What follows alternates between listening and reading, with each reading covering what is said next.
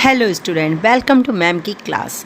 आज की क्लास में एक बहुत ही इम्पॉर्टेंट टॉपिक और डिमांडिंग भी है कि आप मनरेगा के बारे में मैम बताइए, ये कमेंट में आया है। तो भाई मनरेगा को आज मैं बहुत ही शॉर्ट फॉर्म में आपको बता रही हूँ। हालांकि ये इतना ही है, आपको जितनी ज़रूरत है वो आपकी ज़रूरत इससे फुलफ़िल होगी। इससे क्वेश्चन ज़्यादा से ज़्यादा 3 नंबर के आएंगे या फिर बहुविकल्पी में आता है। तो सबसे पहले तो हम समझ लेते हैं कि मनरेगा का फुल फॉर्म क्या होता है। तो मनरेगा का फुल फॉर्म है Mahatma Gandhi national rural employment guarantee act. ठीक है, महात्मा गांधी से एम हो गया, M for Mahatma Gandhi, N से हो गया नेशनल, आर से हो गया रूरल, ई से एम्प्लॉयमेंट गारंटी एक्ट। ठीक है, तो ये Mahatma Gandhi national rural employment guarantee act जो है वो 7 सितंबर 2005, यहाँ 7 सितंबर 2005 को ये इनोवेट हुआ था, ये आया था, इसको अप्लाई किया गया था। तो 7 सितंबर 2005 में इसका नाम जो है ना मनरेगा नहीं था, इसका नाम क्या था? इसका नाम था नरेगा। यहाँ आप देख सकते हैं इसका नाम था नरेगा, यानी कि केवल national rural employment guarantee act कहा जाता था। लेकिन 2 अक्टूबर 2009 को इसका नाम बदल करके महात्मा गांधी के नाम पे Mahatma Gandhi national rural employment guarantee act ये रख दिया गया। तो इस बात को आप लोग ध्यान रखेंगे। ठीक है, चलिए इसके बारे में थोड़ा सा जान लेते हैं।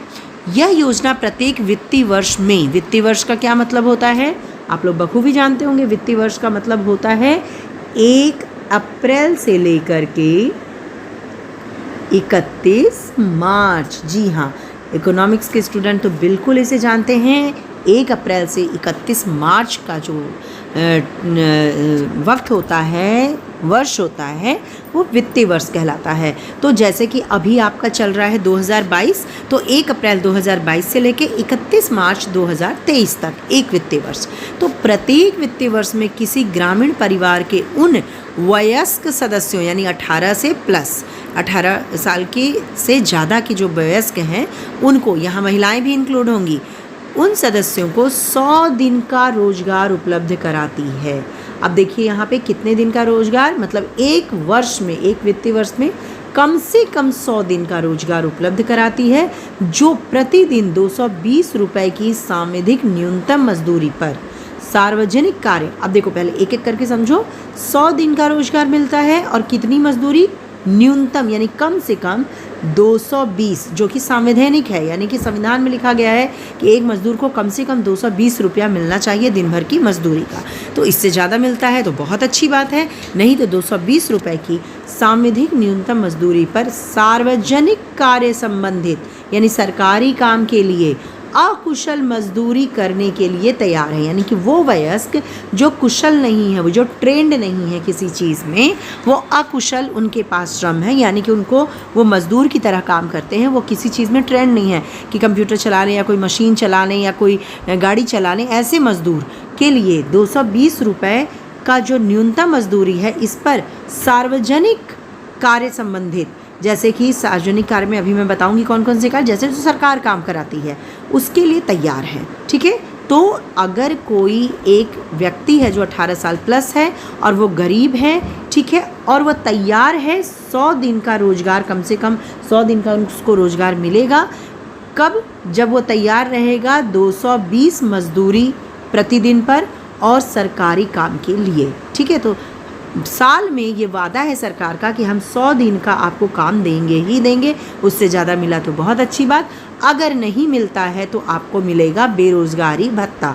जी हाँ, बेरोज़गारी भत्ता मतलब कि रोज़गार नहीं मिला तो इतने के बराबर जो है 100 दिन का आपको फ्री में पैसा दिया जाएगा घर बैठा के, उसको कहते हैं अलाउंस या भत्ता, उसको कहते हैं बेरोज़गारी भत्ता। ठीक है, तो यहाँ पे आप समझ गए कि अकुशल मजदूर जो कि किसी भी चीज़ में ट्रेंड नहीं है, उनको 100 दिन का रोजगार उपलब्ध कराती है सरकार, और 220 मजदूरी पे जो काम करने को राजी हैं, और अगर नहीं वो उनको दिया जा सकता तो बेरोज़गारी भत्ता दिया जाएगा। अब ये मज़दूर जो है वो कहाँ से निकल के आएंगे मज़दूरी करने के लिए, अकुशल मज़दूरी करने के लिए मज़दूर? तो ये भाई आप जा कर के, आप नहीं, जो भी है मज़दूर जो कि अकुशल है और गरीब है, ग्रामीण है, और वो करना चाहता है, वो जाकर के रोज़गार कार्यालय होते हैं हर शहर में, रोज़गार कार्यालय में अपना पंजीकरण कराएगा, रजिस्ट्रेशन कराएगा, पता, नाम, कुछ उसमें फॉर्मेलिटीज़ होती है, एक फॉर्म भरना होता है सिंपल सा, वो भर के दे देगा तो वहाँ पे वो रजिस्टर्ड हो जाएगा और फिर